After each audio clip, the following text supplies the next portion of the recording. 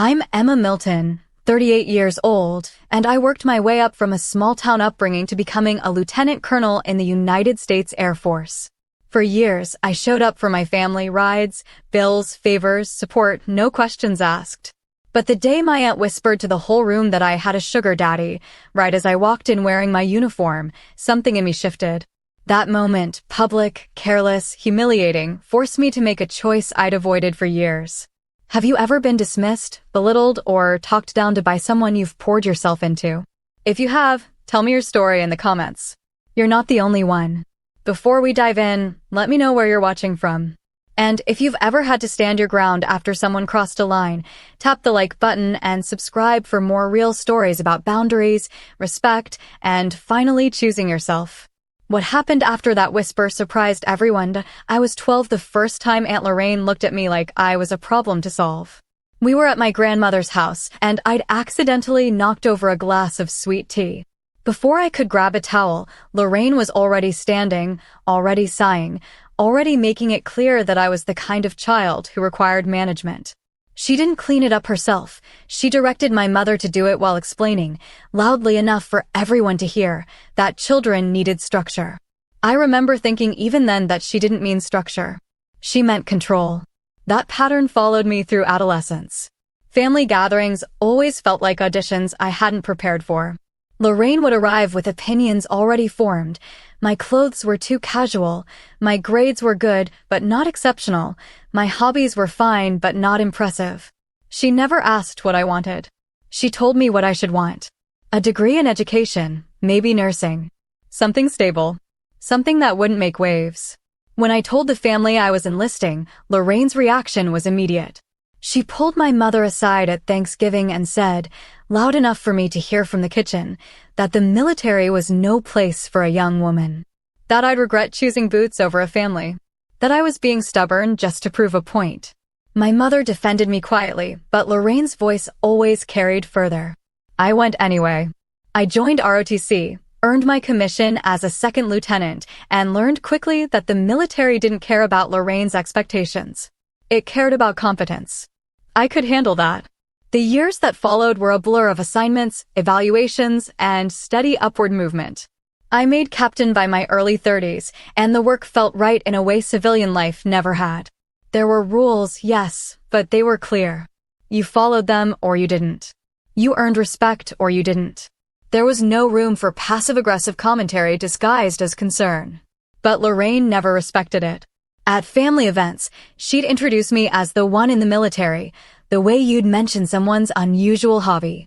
She'd ask if I'd met anyone, as if my rank insignia were just a placeholder until I found a husband. When I explained my work, logistics, personnel management, coordinating cross-unit operations, her eyes would glaze over. Then she'd change the subject to her friend's daughter, who'd just gotten engaged. What she never acknowledged were the other things I did. The times I helped her with bills when her hours got cut. The afternoon I spent untangling her retirement paperwork. The weekend I drove her to 3 different medical appointments because no one else volunteered. I didn't do it for credit. I did it because that's what family does. But Lorraine didn't see it as generosity. She saw it as obligation. My obligation. I met General Marcus Keene during a mobility rotation early in my career. He was a colonel then, running a joint task force, and I was a lieutenant fresh out of my first command course. He stopped by our section during an inspection, asked a few questions about our supply chain redundancies, and actually waited for my answers. Most senior officers don't. They ask, nod, and move on. He listened. Months later, I got orders for a planning program I hadn't applied for. When I asked my commander how I'd been selected, he said someone had flagged my file. It took me a year to realize it was Keene. By then, he was a 2-star and I was working under a different chain of command. But his endorsement had opened doors I didn't even know existed. We stayed in touch sporadically, emails after major assignments, brief conversations at joint conferences. It was always professional. He'd ask about my career progression, offer guidance when I hit bureaucratic walls, and occasionally remind me that the Air Force needed more officers who could think beyond their immediate rank. I respected him more than almost anyone I'd served with. Lorraine, of course, had no idea who he was. She didn't follow my career closely enough to know the names that mattered. By the time I made major, I'd stopped expecting her to understand. I drove home for family gatherings in a government-issued sedan, mentally preparing for the same tired questions. Have you thought about settling down? Don't you want kids? Isn't it exhausting, all that responsibility? I'd smile, redirect, and leave early. I didn't realize how much I'd been carrying until I stopped expecting anything to change. I kept helping because it was easier than explaining why I wouldn't. I kept attending events because absence felt like failure. I kept absorbing Lorraine's comments because confrontation felt too costly. But something was shifting. I noticed it in small moments, the way I'd pause before answering her calls, the way I'd calculate how much energy a visit would cost. I wasn't angry. I was just tired. Tired of being useful but not valued. Tired of being questioned but not trusted. Tired of watching Lorraine take credit for encouraging me when she'd spent years doing the opposite. The last time I helped her before everything changed, she asked me to co-sign a loan. I said no. It was the first time I'd ever refused her directly. She acted wounded, said she thought family helped each other. I didn't argue. I just said I wasn't comfortable with it. She didn't speak to me for 2 weeks. When she finally called, she didn't mention the loan. She asked if I could pick her up from the mechanic. I said I had duty. She hung up without saying goodbye. I sat in my office that night, staring at my calendar, realizing that I'd spent years managing Lorraine's emergencies while she treated my career like an inconvenient distraction. I thought about all the times I'd rearranged my schedule, all the money I'd sent, all the favors I'd done without asking for anything in return. And I thought about how little of it mattered to her. The next family gathering was in 3 weeks. I almost didn't go, but my mother asked, and I couldn't say no to her. So I went, already bracing for whatever Lorraine would say this time. I didn't know it would be the last time I'd let her speak about me that way. I didn't know General Keene would be the one to walk through the door. I didn't know that everything I'd been quietly enduring was about to become impossible to ignore. I just knew I was tired. And that being tired was no longer enough of a reason to stay silent. The gathering was at my cousin Talia's house, a sprawling rental she could barely afford, but insisted on keeping for appearances. I arrived mid-afternoon, parking the sedan along the curb. It wasn't flashy, government vehicles never are, but it was clean, reliable, and marked with base decals that most people wouldn't notice. Lorraine noticed. I saw her standing near the front window with 2 of my cousins, Jordan and Talia. They were looking out at the car, and even from the driveway, I could see Lorraine's expression shift. Not curiosity. Suspicion. I grabbed my bag and walked in. My mother greeted me first, pulling me into a hug that felt more relieved than happy. She'd been managing Lorraine all afternoon, and I could see the exhaustion in her eyes. "How was the drive?" she asked. "Fine. Quiet." Lorraine appeared before I could say anything else. She looked at me, then passed me toward the window, then back at me. "That's a nice car, Emma." "It's a government vehicle." "Right." She smiled, but it didn't reach her eyes. "Must be nice, having access to things like that." I didn't respond. I'd learned years ago that engaging with Lorraine's implications only made them louder. The afternoon passed in the usual rhythms: small talk, reheated casseroles, people asking me surface-level questions about my work while clearly not caring about the answers. I was used to it. I sat near my mother, contributed when spoken to, and watched the clock. Then I overheard it. Lorraine was in the kitchen with Talia and Jordan, standing just close enough to the living room that her voice carried. She wasn't whispering. She wanted to be heard. "She is a sugar daddy," Lorraine said. "It's disgusting." Talia laughed nervously. "Aunt Lorraine, you don't know that. Look at that expensive car." "You think she bought that herself?" Jordan glanced toward the living room, clearly uncomfortable. "She's in the Air Force. They probably assign please." Lorraine's voice sharpened. "Women don't get promoted that fast without help. Someone's taking care of her." I felt my mother stiffen beside me. She started to stand, but I put a hand on her arm. "Don't. Emma, she can't, let her finish." I didn't want my mother fighting this battle. I wanted to hear exactly what Lorraine was willing to say when she thought I wasn't listening. Talia's voice dropped. "Do you really think I know?" Lorraine said. "She's been showing up to these things looking more polished, acting like she's untouchable. That doesn't happen on a captain's salary." I'd been a major for 6 months. She didn't even know my rank. Jordan tried again. Maybe she's just good at her job. Or maybe she's good at other things. Lorraine laughed, and the sound made my stomach turn. You don't climb that fast in the military without sleeping your way up. Everyone knows it. The room went quiet. A few people had started listening. My mother stood, her face flushed, but I shook my head. Not yet. She sat back down, shaking. I stayed still, running through my options. I could leave. I could confront her privately. I could let my mother handle it. But none of those felt right. None of those addressed what Lorraine had just done, publicly accused me of prostitution, questioned my integrity, and reduced years of work to a transaction. Then the doorbell rang. Talia frowned. I'm not expecting anyone else. I stood. I am. I walked to the door and opened it. General Marcus Keene stood on the porch in full-service dress uniform, 4 stars on his shoulders, ribbons across his chest, the kind of presence that makes a room straighten instinctively. He looked at me and nodded. Major Milton. General Keene. Ready for your briefing? Yes, sir. Behind me, the house had gone completely silent. I could feel every pair of eyes on us. I stepped aside and Keene entered, his posture relaxed, but unmistakably authoritative. He glanced around the room, his gaze landing briefly on Lorraine, who'd gone pale. Then he looked back at me. I'll wait in the car.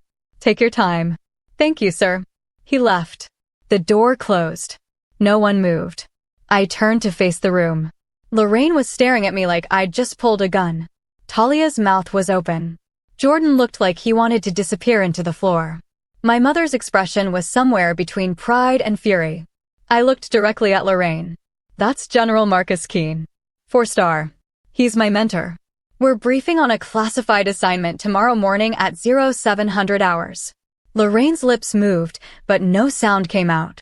I continued, my voice calm. The car outside is assigned to me because I'm currently attached to his directorate. The promotions I've earned came from my service record, my leadership evaluations, and my performance under combat-adjacent conditions. Someone coughed. I didn't look to see who. I've spent the last 8 years of my career working in joint operations, logistics coordination, and personnel management. I've deployed twice. I've been awarded 3 commendations. And I've done it without anyone's help except the people who believed I was capable. Lorraine finally found her voice. Emma, I didn't mean yes, you did. I wasn't angry. I was clear. You meant exactly what you said. You've spent years assuming the worst about me because it was easier than respecting what I've actually done. Talia stepped forward. Emma, she was just joking. No, she wasn't. I looked at Lorraine again. You told this room I'm sleeping my way through my career. You called me a prostitute in everything but words. And you did it because you've never once taken me seriously. My mother stood beside me, her hand on my shoulder. Lorraine's face crumpled. I'm sorry. I didn't know you didn't ask. I picked up my bag. My mother followed me toward the door. Before I left, I turned back one more time. The general's waiting. I have a briefing to prepare for. Enjoy the rest of your afternoon. I walked out. My mother came with me. Behind us, the house stayed silent. Keene was leaning against the sedan, arms crossed. He straightened when he saw us. Everything all right, Major? Yes, sir. Good. He opened the passenger door for my mother, then looked at me. We'll talk logistics tomorrow. Take the night. Thank you, sir. He got into his vehicle and pulled away. My mother and I stood in the driveway, neither of us speaking. Finally, she said, you didn't have to leave. Yes, I did. She nodded. I'm proud of you. I didn't cry. I didn't feel victorious. I just felt tired and finally, unmistakably clear about what I was willing to tolerate. We got into the sedan. I started the engine.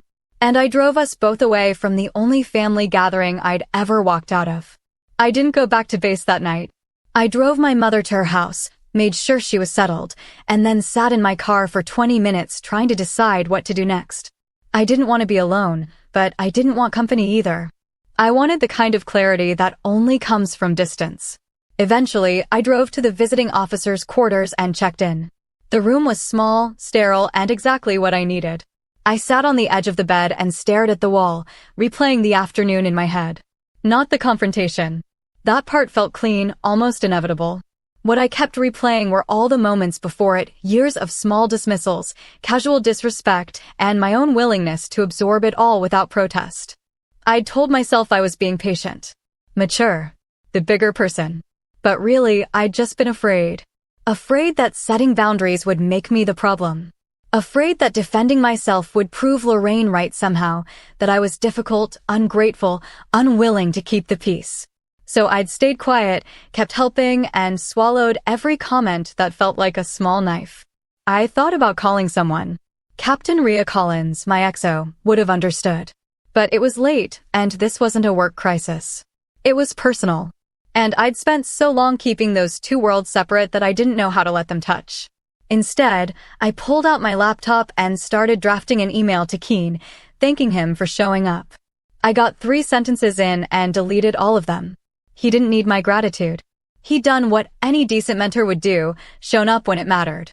I closed the laptop and lay back on the bed, staring at the ceiling. For the first time in years, I let myself feel the full weight of what Lorraine had said. Not just today, but across every gathering, every phone call, every moment she'd made me feel like my career was something to apologize for. She'd never celebrated a single promotion. Never asked about my deployments. Never acknowledged the work it took to get where I was. And when she finally did pay attention, it was only to tear me down in the most humiliating way possible. I thought about my mother's face in that room, the way she'd looked at Lorraine with something close to disgust. My mother, who avoided conflict like a disease, had been ready to fight. That meant something. It meant I wasn't crazy. It meant the hurt I'd been minimizing for years was real. I fell asleep in my uniform, too exhausted to change. The next morning, I reported to Keen's office at 0700 hours. He was already there, reviewing briefing documents, a cup of coffee going cold on his desk. He looked up when I entered. "Major." "Sir." "Sit." I sat. He closed the folder in front of him and leaned back, studying me with the kind of directness that made junior officers squirm. I held his gaze. "You want to talk about yesterday?" he asked. "No, sir." "Good. Neither do I." He paused. "But I will say this, what your aunt said was out of line. And what you did was appropriate." I nodded, unsure what to say. He continued. "I've seen a lot of officers, men and women, deal with family members who don't respect the uniform. Most of them let it slide because it's easier than confronting it. You didn't. That takes guts." "It didn't feel like guts, sir. It felt like I'd just had enough. That's usually when guts show up." He picked up his coffee, realized it was cold, and set it back down. "You've been working under my directorate for 6 months. In that time, you've coordinated 3 joint operations, streamlined personnel transitions across 4 units, and solved a logistics bottleneck that 2 colonels couldn't figure out. Your work speaks for itself." "Thank you, sir. I'm not saying it to make you feel better. I'm saying it so you remember it the next time someone tries to rewrite your story." He slid a folder across the desk. "This is your next assignment. It's a 14-month rotation with increased visibility. If you perform the way I think you will, you'll be in the zone for lieutenant colonel within 2 years." I opened the folder. My hands didn't shake, but they wanted to. "Understood, sir. One more thing." He stood, signaling the meeting was over. "Your aunt's opinion of you doesn't matter. Your mother's does. Everyone else is noise." "Yes, sir." I left his office feeling steadier than I had in months. Not because he'd validated me, though that helped, but because he'd reminded me of something I'd forgotten. My career wasn't up for debate. It was a fact. And facts don't need defending. I spent the rest of the day buried in work, grateful for the distraction. But by evening, my phone had 17 missed calls. 12 from Lorraine. 3 from Talia. 2 from Jordan. I didn't listen to the voicemails. I didn't need to. I knew what they'd say, some version of "you overreacted," or "family should forgive," or "she didn't mean it that way." But I'd heard what she meant. And I wasn't interested in letting her rewrite it. Instead, I called my mother. She answered on the first ring. "Emma." "Hey, Mom. How are you?" "I'm fine." "You?" She sighed. "Lorraine's been calling. She wants to apologize." "Does she?" "She says she didn't realize how it sounded." I closed my eyes. Mom, she knew exactly how it sounded. That's why she said it. My mother was quiet for a moment. Then, softly, "I know." "You do?" "I've known for a long time that Lorraine doesn't treat you the way she should. I just didn't know how to say it without making things worse. You're not responsible for her behavior." "I know. But I'm your mother." I should have said something sooner. You were there yesterday. That's what mattered. She exhaled, and I could hear the relief in it. What are you going to do? Nothing for now. I'm not interested in her apology. Not yet. She's going to keep calling. Let her. My mother laughed, just a little. You sound like your father. I smiled. My father had died when I was 16, but I still remembered his voice, calm and immovable when he'd made up his mind. I'll take that as a compliment. It is. We talked for a few more minutes, nothing heavy, just the rhythm of a conversation between two people who understood each other. When we hung up, I felt lighter. The calls from Lorraine continued for 3 more days. I didn't answer. On the 4th day, she left a voicemail that was part apology, part justification, part plea. I deleted it halfway through. Talia sent a text. Aunt Lorraine's really upset. Can you just talk to her? I replied, not right now. Jordan followed up an hour later. She didn't mean it the way it came out. You know how she is. I almost responded. Almost typed out everything I'd been holding back for years. But I stopped myself. Because explaining wouldn't change anything. Jordan wasn't asking me to set the record straight.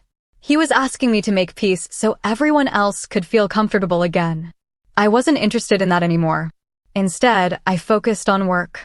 The new assignment Keen had given me was demanding, detail-heavy, and exactly the kind of challenge I thrived on.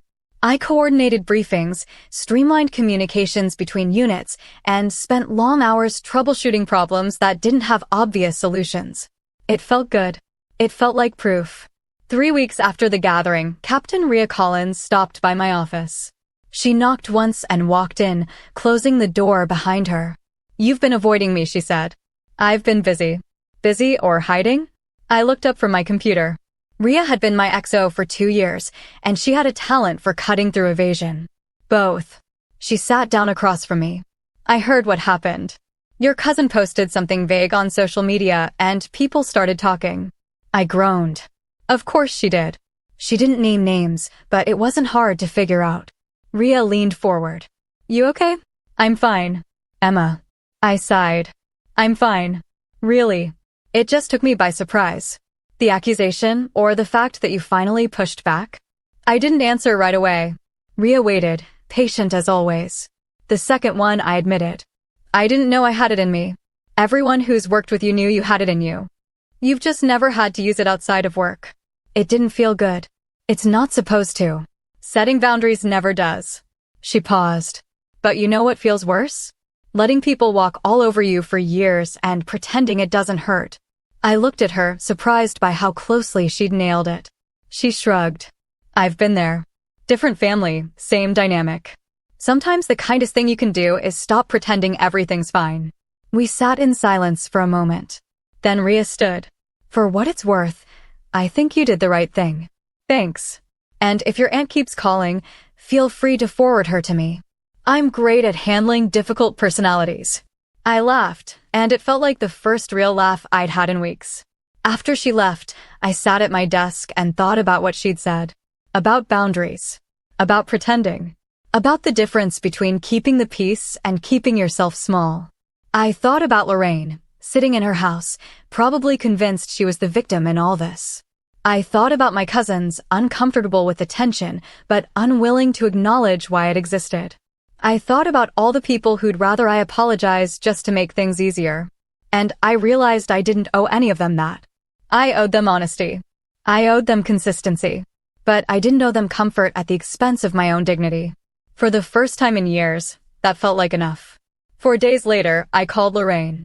She answered on the second ring, her voice wary. Emma. Lorraine. Silence.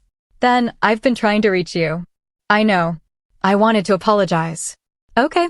Another pause. She'd been expecting resistance, maybe anger. My calm seemed to throw her off.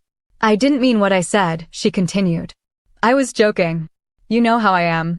I do know how you are. That's the problem. Emma, let me finish. My voice stayed level, professional. The same tone I used in briefings.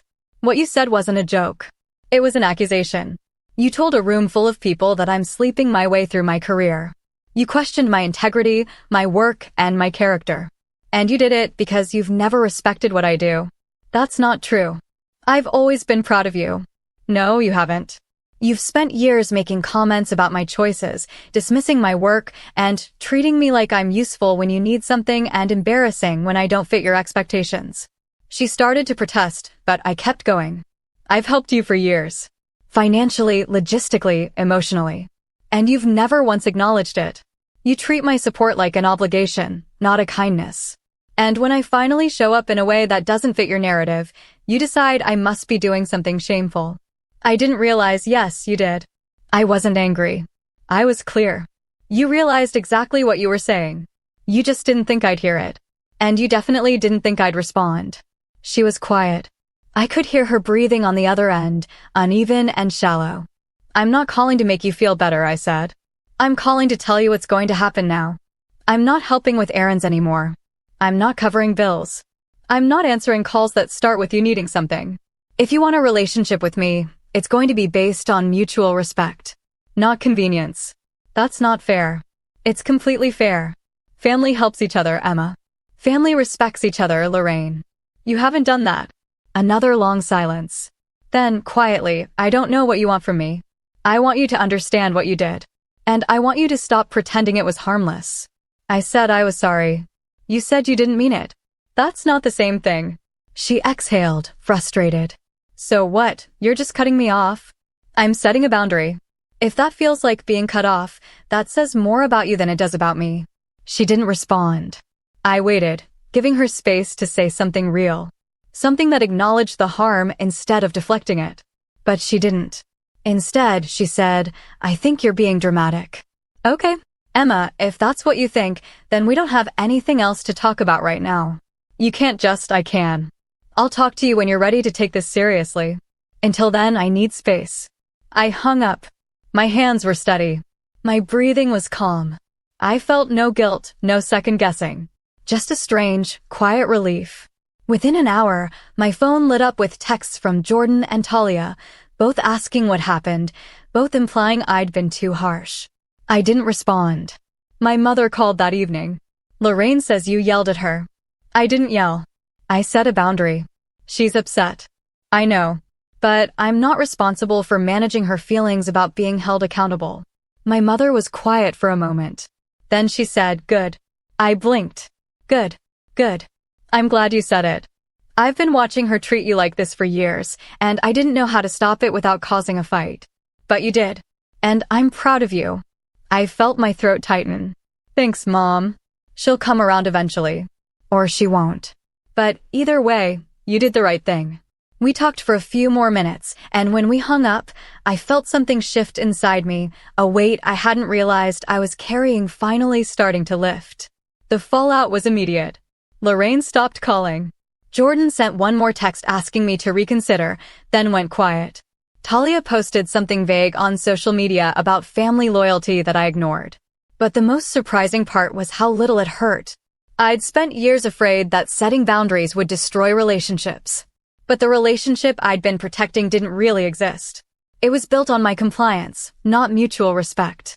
And the moment I stopped complying, it collapsed. I didn't miss it. What I did notice was the space it left behind, space for work that mattered, for people who valued me, for a version of myself that wasn't constantly bracing for criticism. 3 months later, I got the call. Lieutenant Colonel. The promotion I'd been working toward for years, earned through performance reviews, leadership evaluations, and a service record that spoke for itself. Keane called personally to congratulate me. You've earned this, Emma. Don't let anyone convince you otherwise. I won't, sir. Good. Now get back to work. The ceremony was small, attended by my mother, Ria, and a handful of officers I'd worked with over the years. Lorraine wasn't there. I hadn't invited her. Not out of spite, just clarity. She hadn't been part of this journey. She didn't get to celebrate the destination. Afterward, my mother hugged me tightly. Your father would have been so proud. I know. I am too. I know that too. We went to dinner, just the two of us, and talked about everything except Lorraine. It felt easy. Natural. Like we'd finally stopped carrying someone else's weight. That night, lying in bed, I thought about the woman I'd been a year ago, eager to help, afraid to set boundaries, convinced that being useful was the same as being valued. I thought about the woman I was now, clear-eyed, grounded, unwilling to shrink for the comfort of people who didn't respect her. And I realized the real victory wasn't the confrontation. It wasn't the promotion. It wasn't even the boundary I'd set. It was this. I'd stopped waiting for Lorraine to see me. I'd started seeing myself. And that made all the difference. The months that followed were quieter than I expected. Not silent, just free of unnecessary noise. Lorraine didn't reach out. I didn't either. The extended family went on with their gatherings, and I stopped attending most of them. Not out of anger, but practicality. I had work, responsibilities, a life that didn't revolve around proving myself to people who'd already decided what they thought of me. My mother kept me updated in broad strokes. Lorraine was struggling more than she'd let on. Without my help, bills piled up. Tech issues went unresolved. The small emergencies she used to call me for became larger problems because she waited too long to address them. She's too proud to ask anyone else, my mother said during one of our calls. That's not my problem to solve anymore. I know. I'm not asking you to.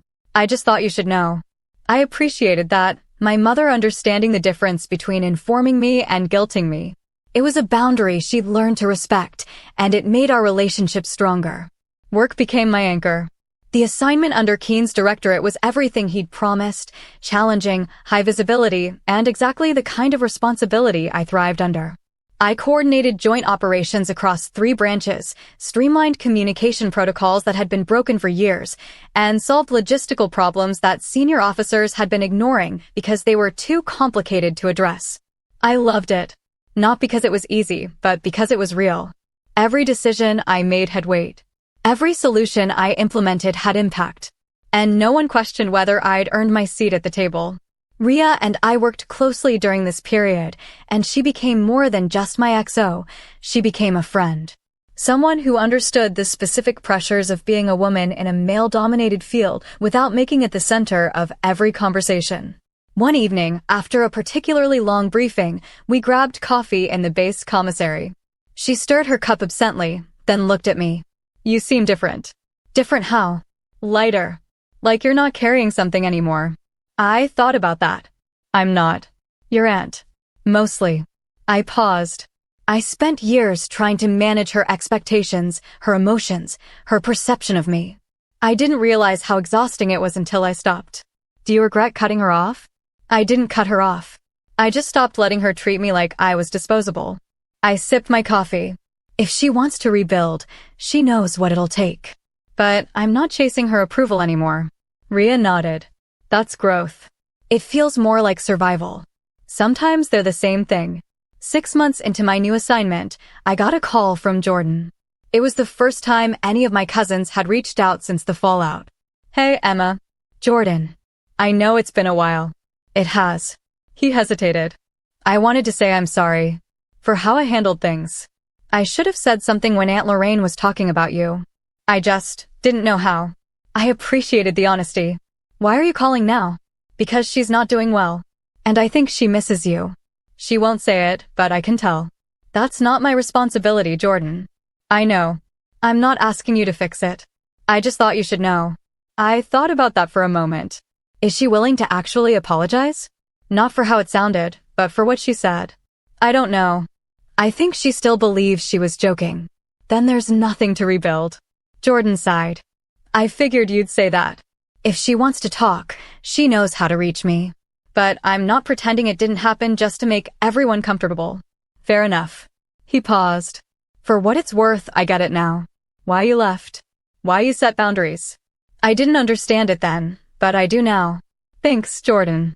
Take care, Emma. You too. After we hung up, I felt a strange mix of relief and sadness.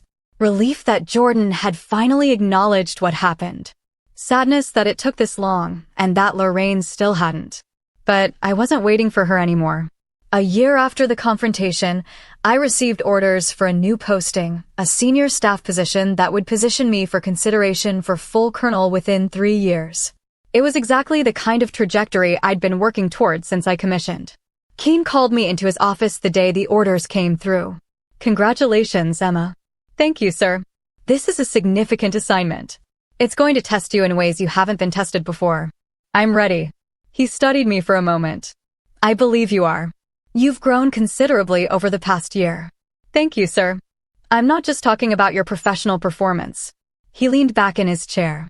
You've developed a kind of clarity that a lot of officers never find. You know who you are. You know what you're worth. And you don't need external validation to confirm it. I felt my chest tighten. I didn't always. I know. That's what makes it impressive. He stood, signaling the end of the meeting. Whatever happens with your family, don't let it distract you from this. You've earned everything you've achieved. Don't let anyone rewrite that story. I won't, sir. I left his office feeling steadier than I'd felt in years. Not because he'd validated me, but because I finally believed it myself. That evening, I called my mother. I got new orders. Where? I told her. She was quiet for a moment, then said, "That's incredible, Emma." It is. Your father would have been so proud. I know. She paused. Lorraine's been asking about you. What does she want to know? If you're okay. If you're happy.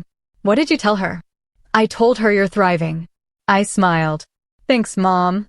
She misses you, I think. But she's still too stubborn to admit she was wrong. Then she'll keep missing me. My mother laughed softly. I don't blame you. We talked for a while longer, and when we hung up, I felt a deep sense of peace. Not because everything was resolved, but because I'd finally stopped waiting for it to be.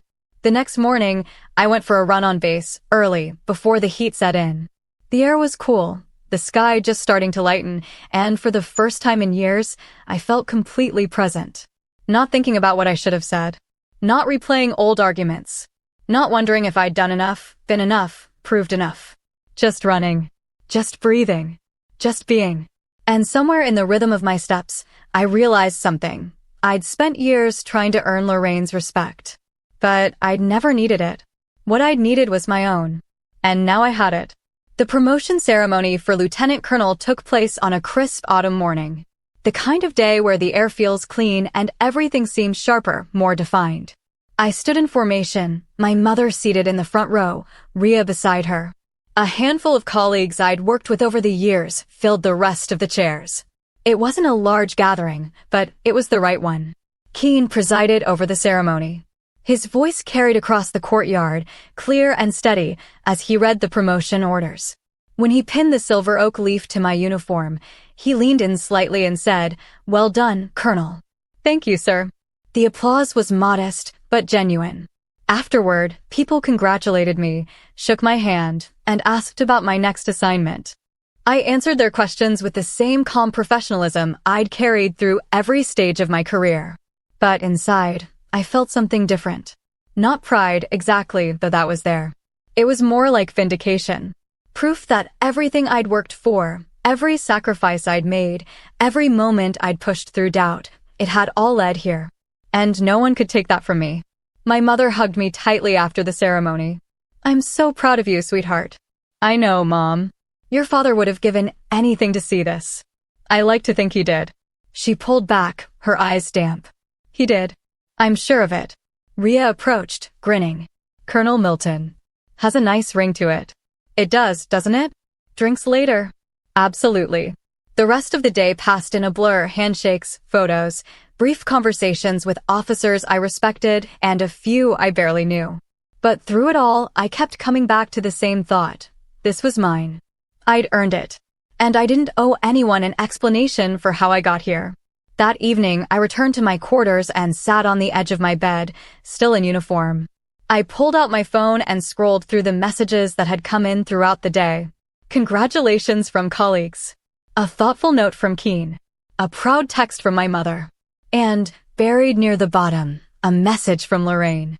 I heard about your promotion. Congratulations. That was it. No apology. No acknowledgement of what had happened.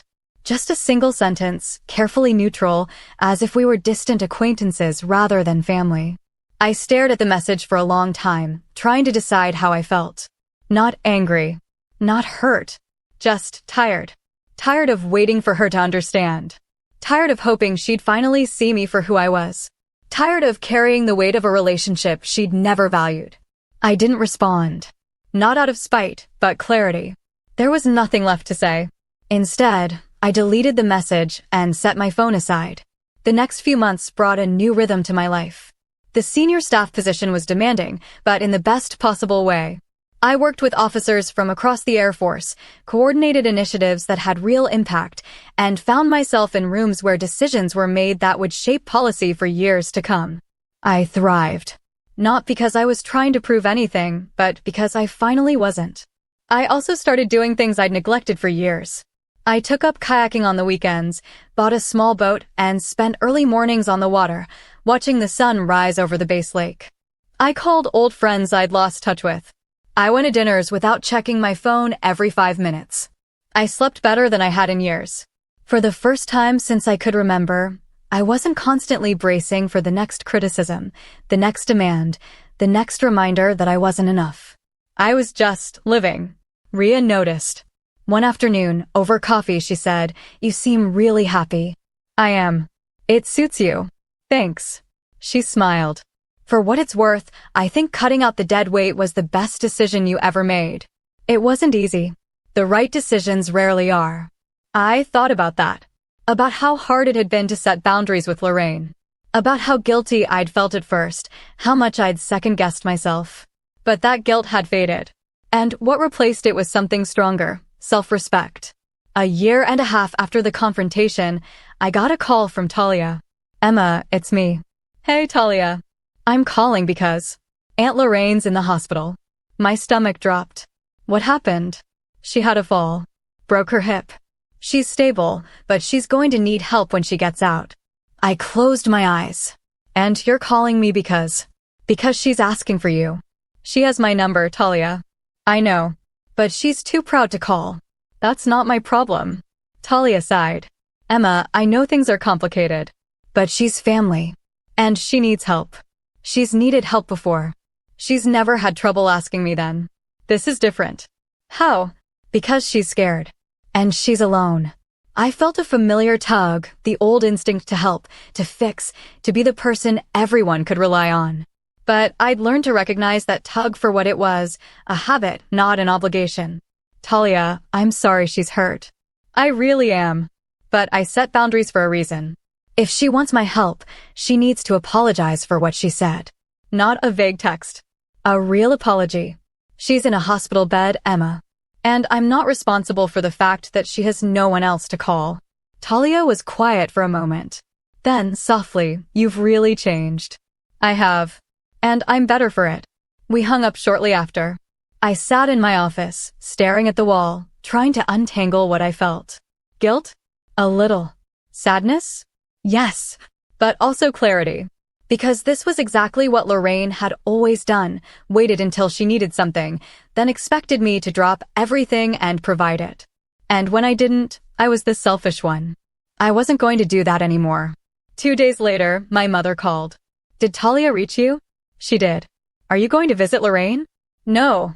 My mother was quiet. "Then, I understand." "Do you?" "I do." "She hasn't earned it." I felt my throat tighten. "Thanks, Mom." "For what?" "For not asking me to be the bigger person." "You've been the bigger person for years, Emma. It's not your job to keep doing it when the other person refuses to grow." We talked for a while longer, and when we hung up, I felt lighter. 3 weeks later, Lorraine was released from the hospital. Jordan and Talia helped her get settled at home, and from what I heard, she was managing slowly, but managing. She never called to apologize. And I never reached out. The relationship stayed exactly where I'd left it, paused, unresolved, and no longer my responsibility to fix. 6 months later, I received confirmation that I was being considered for promotion to full colonel within the next 2 years. The notification came via email, and I read it twice to make sure I'd understood correctly. Rhea found me in my office an hour later, grinning. I heard, "Congratulations." "Thanks." "How does it feel?" "Surreal." "Good. Like everything I've worked for is finally coming together." "It is." She leaned against the doorframe. "You've earned this, Emma. Every bit of it." "I know. And I did. For the first time in my life, I didn't question whether I deserved success.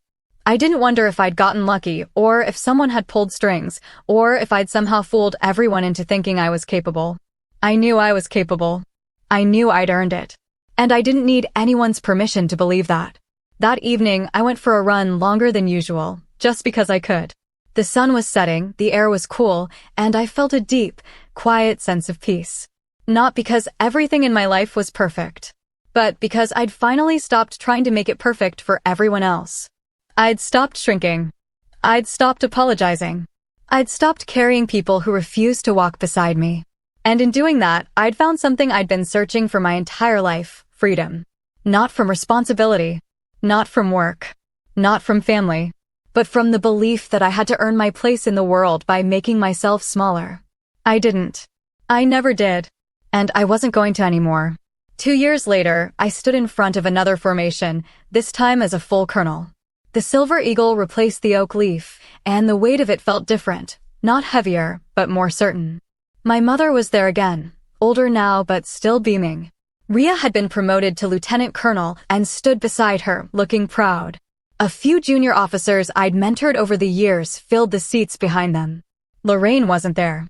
I hadn't invited her. And for the first time, I felt no guilt about that. Keene, now retired but still sharp, gave a brief speech about leadership and integrity.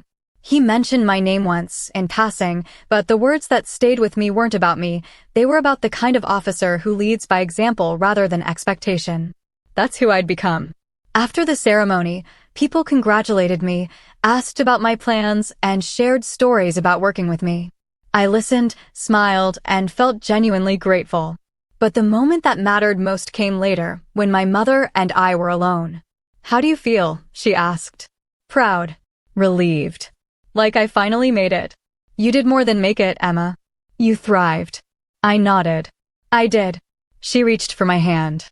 "I'm sorry it took me so long to see how much Lorraine hurt you." "Mom, no, let me say this." She squeezed my hand. "I spent years trying to keep the peace, and in doing that, I let her treat you in ways you didn't deserve. I should have stood up for you sooner. You stood up for me when it mattered. I wish I'd done it sooner. You did what you could. And you've been there every step since. That's what matters." She smiled, her eyes damp. "I love you, sweetheart." "I love you too, Mom." That evening, I sat on my back porch, looking out over the base. The sky was clear, the stars just beginning to appear, and I felt a deep, unshakable sense of contentment. I thought about the woman I'd been 5 years ago, eager to help, afraid to disappoint, convinced that being useful was the same as being loved. I thought about the woman I was now, clear, grounded, and unwilling to compromise my dignity for the comfort of people who didn't value me. And I realized something. The real payoff wasn't the promotion. It wasn't the ceremony, or the recognition, or the career trajectory. It was this. I'd stopped living for other people's approval. I'd stopped waiting for permission to take up space. I'd stopped believing that my worth was tied to how much I could give without asking for anything in return. I'd finally, fully, completely stepped into the version of myself who felt free. And that freedom, quiet, earned, unshakable, was worth more than any rank I'd ever hold. I pulled out my phone and sent a text to Rhea. "Thanks for being there today." It meant a lot. She replied almost immediately, wouldn't have missed it. "You've come a long way, Colonel." I smiled and set my phone aside. I had come a long way. And I wasn't done yet. But for the first time in my life, I wasn't rushing toward the next goal, the next achievement, the next thing that would prove I was enough. I was already enough. I'd always been enough. And now, finally, I believed it.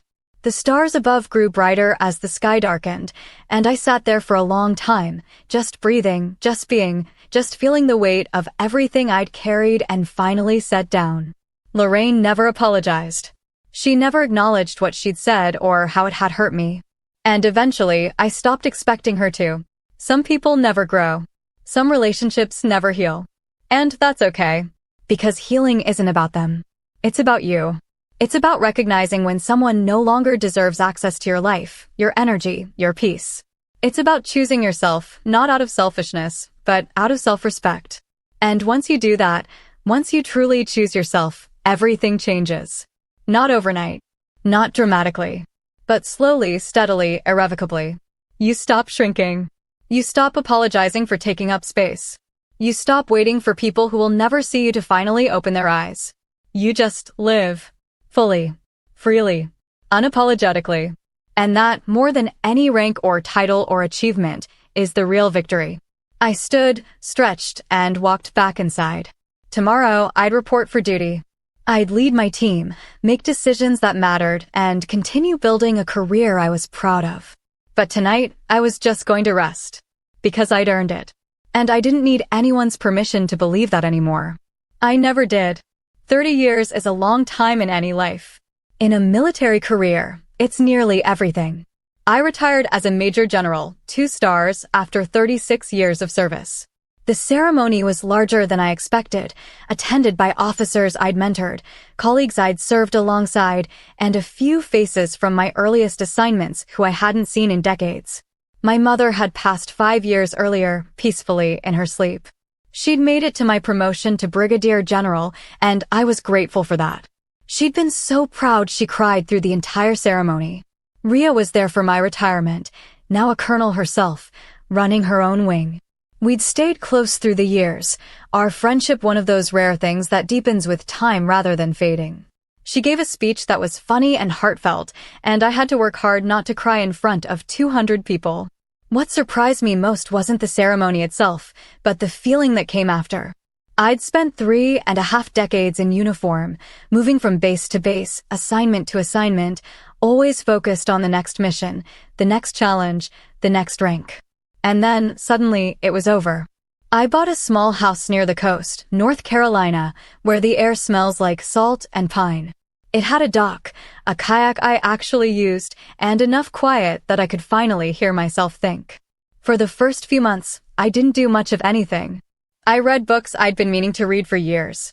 I took long walks. I learned to cook more than 3 meals. I let myself be still. It was harder than I expected. For 36 years, my identity had been built around service.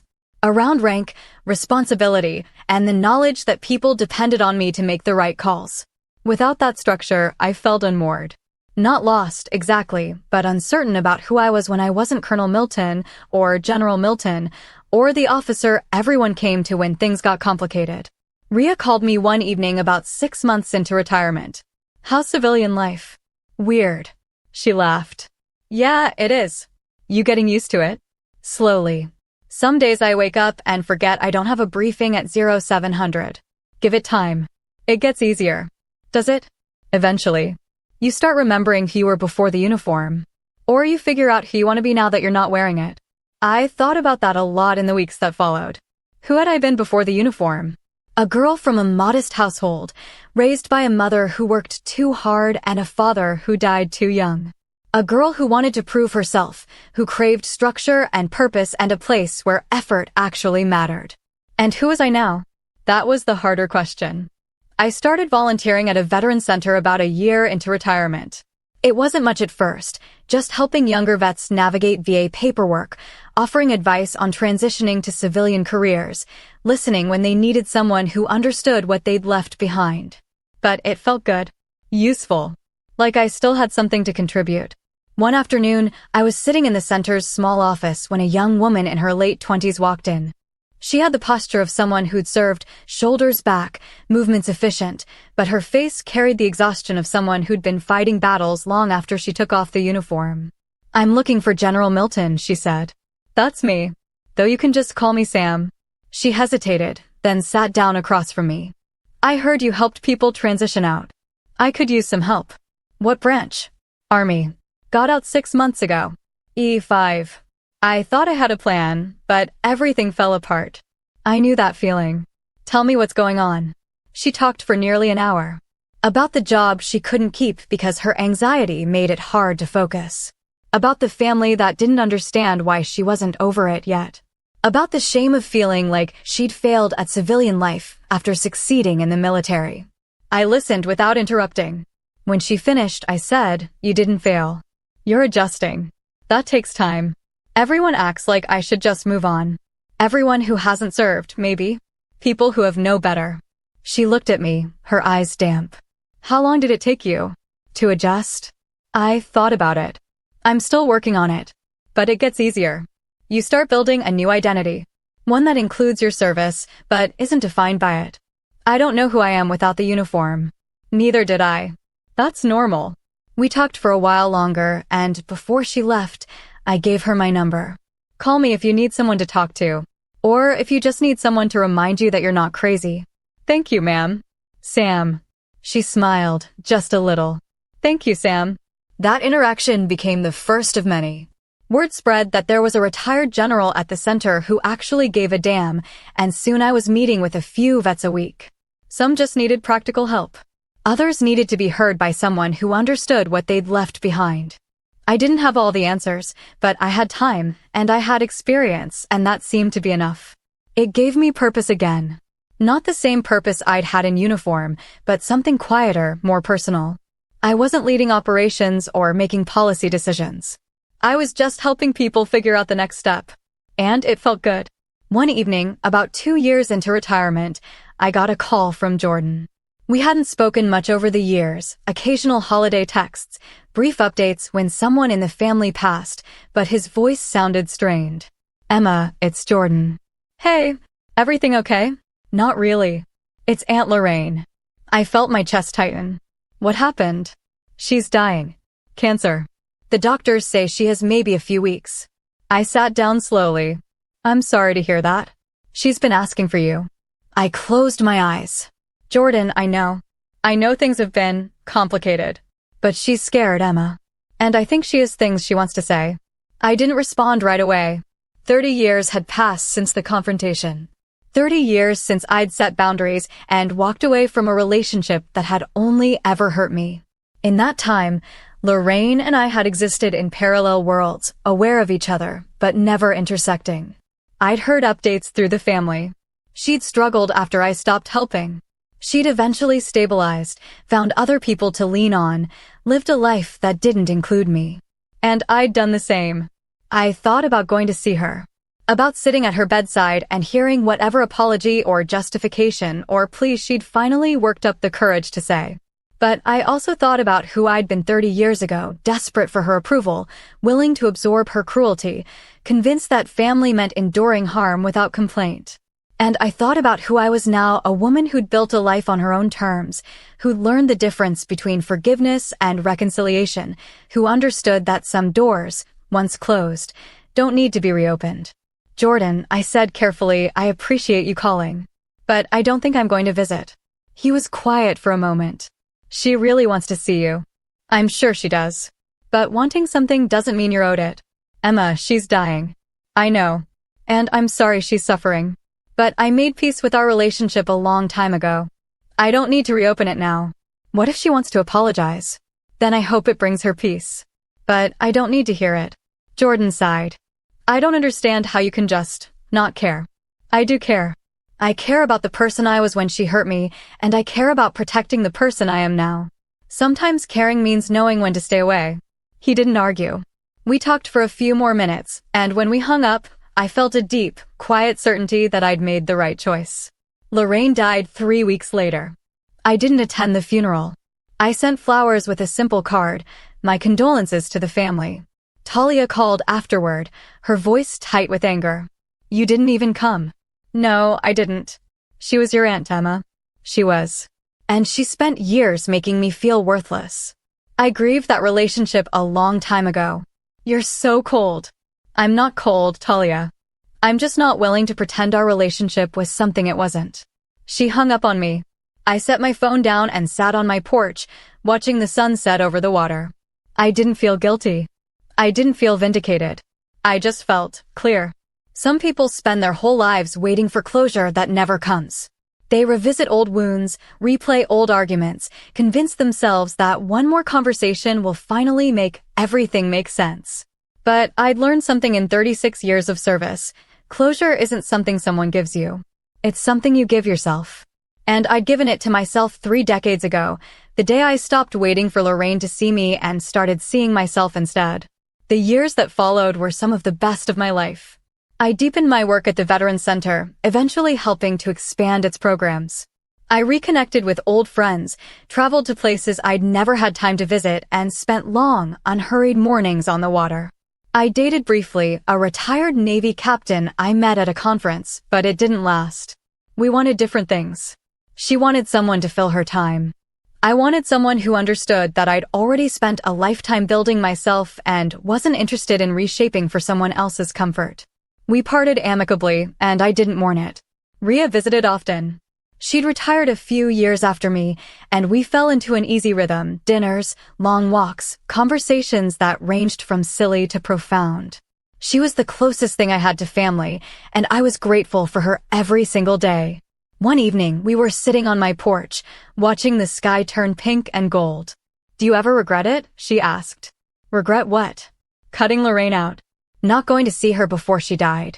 I thought about it. "No, I don't. Not even a little?" "Not even a little." I paused. I spent too many years letting her define my worth. "I'm not going to spend my retirement second-guessing the boundaries I set." Rhea nodded. "Good." We sat in silence for a while, the sound of the water lapping against the dock filling the space between us. Then she said, "You know what I admire most about you?" "What?" "You're not afraid to be disliked." I smiled. "I wasn't always like that." "I know. That's what makes it impressive." I thought about the young lieutenant I'd been, desperate to prove herself, terrified of disappointing anyone. I thought about the major who'd finally stood up to her aunt, shaking but resolute. I thought about the colonel who'd learned to lead without needing applause. And I thought about the general I'd become, confident, clear, and unshakable. It had taken me decades to get here. Decades of work, reflection, and the willingness to walk away from people and situations that diminished me. But I'd made it. And sitting there on my porch, with my best friend beside me and the rest of my life stretching out ahead of me, I finally understood what freedom really meant. It wasn't about escaping responsibility. It wasn't about avoiding hard conversations or cutting people off at the first sign of conflict. It was about knowing your worth deeply, unshakably, irrevocably, and refusing to let anyone convince you otherwise. It was about choosing yourself, not out of selfishness, but out of the recognition that you deserve the same respect, kindness, and consideration you've spent your whole life giving others. It was about understanding that some relationships aren't meant to last, and that's okay. That you can grieve what they could have been without sacrificing who you've become. And it was about building a life that feels right, not perfect, not impressive, but authentically, undeniably yours. I'd done that. And I was proud of it. The stars began to appear, faint at first, then brighter as the sky deepened. Rhea stood, stretched, and said she should get going. I walked her to her car, hugged her goodbye, and watched her drive away. Then I went back to the porch, sat in my chair, and let the night settle around me. Somewhere, in a memory I no longer revisited often, Lorraine was whispering to a room full of people that I had a sugar daddy. That I was disgusting. That I hadn't earned anything I'd achieved. But that version of me, young, hurt, desperate for approval, was gone. In her place was a woman who'd spent 36 years serving her country, leading with integrity, and refusing to let anyone rewrite her story. A woman who'd learned that the people who truly matter don't need to be convinced of your worth. They see it, celebrate it, and never ask you to shrink. A woman who'd walked away from toxicity not with anger, but with clarity. A woman who'd finally, fully, completely stepped into the version of herself who felt free. And that woman, retired, gray-haired, sitting on a porch overlooking the water, didn't need Lorraine's apology. She didn't need closure from someone who'd never understood her. She didn't need anything except this, the quiet knowledge that she'd lived her life on her own terms, with her head high and her integrity intact. The rest was just noise. And after 36 years of service, 30 years of peace, and a lifetime of learning who she really was, she'd finally learned to tune it out.